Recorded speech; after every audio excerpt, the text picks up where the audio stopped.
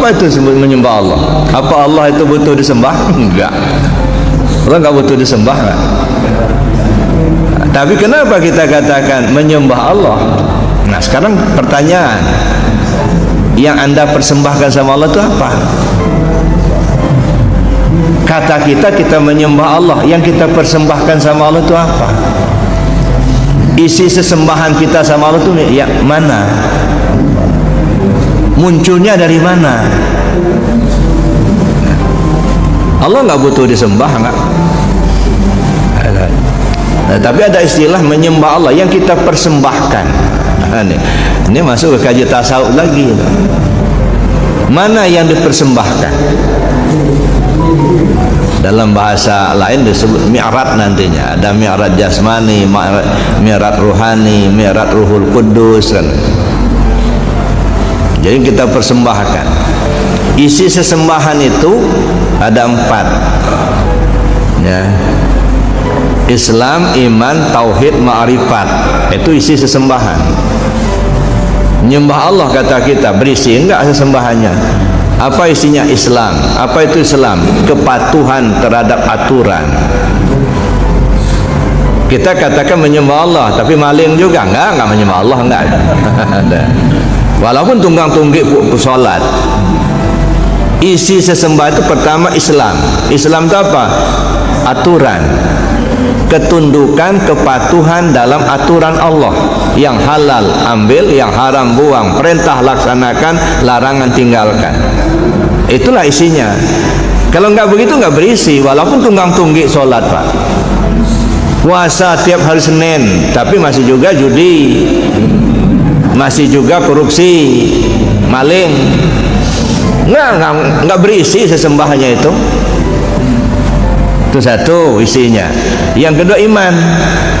Apa iman? Keyakinan kita kepada Allah. Yakin apapun yang diberikan, yang Allah yang kita terima itu dari Allah. Baiknya dari Allah, jelek pun dari Allah. Wallahu khalaqakum wa ma taf'alun. Allah yang menciptakan kamu dan apapun yang kau perbuat. Jadi sesungguhnya Bapak duduk di situ bukan barang baru, Pak. Sudah ada ketentuan sebelum Bapak duduk. Jadi Bapak tinggal menjalankan saja sebenarnya. Makanya kadang-kadang susah kita mau ayo ke depan Pak katanya. Jangan nyender. Susah Pak, kenapa? Memang udah tulisnya ke situ. Paling-paling kita ngimbau aja gitu ya. Memang sudah ditentukan dia harus nyender di situ. Ya udah mau bagaimana lagi gitu kan.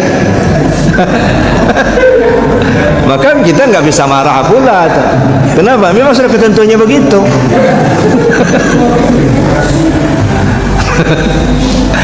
Jadi bukan barang baru. Kita duduk bersama sekarang ini bukan barang baru. Sebelum kita duduk sudah ada ketentuannya. Allah menentukan duduk di sini. Makanya kata orang tasawuf itu, walaupun tidak sama persis, gitu ya, sebenarnya kita ini tidak bukan seperti wayang, Pak. Ngejalanin aja. Nah, yang kerok itu karena kita merasa punya, merasa kuasa. Nah, di situ benturannya. Ada kita kalau, nah ini salah satunya yang sering saya sorot juga. Pernah nggak Bapak dengar ada ayat? Innallah la yughayyiru ma biqaumin hatta yughayyiru ma bi anfusihim. Allah tidak akan merubah nasib satu kaum sebelum kaum itu merubah nasib mereka sendiri. Pernah nggak dengar? Sering kan? Syirik itu, Pak. Saya berani katakan syirik kalau pemahaman seperti itu. Lemah kan Tuhan itu. Berarti dia nggak sanggup merubah kaum itu kalau kaum nggak mau berubah. Pak, berubah Pak? Enggak, kata Bapak. Allah nggak sanggup merubahnya. Kalau begitu Allah tuh nggak kuasa kalau gitu. Ada orang nggak digerakkan Allah untuk belajar, dia nggak mau belajar. Berarti seluruh proses dalam takdir itu semua sudah ada. Ya kalau nggak dengan Allah nggak bisa, Pak. La haula wala quwata illa billah. Tak ada daya dan upaya melainkan dengan Allah. Tidak ada kemampuan. untuk melaksanakan perintah melainkan dengan Allah. Tidak ada kemampuan meninggalkan larangan melainkan dengan Allah. Melaksanakan perintah aktif, tidak bisa aktif melainkan dengan Allah. Meninggalkan larangan pasif, tidak bisa pasif melainkan dengan Allah. Aktif gerak, pasif diam.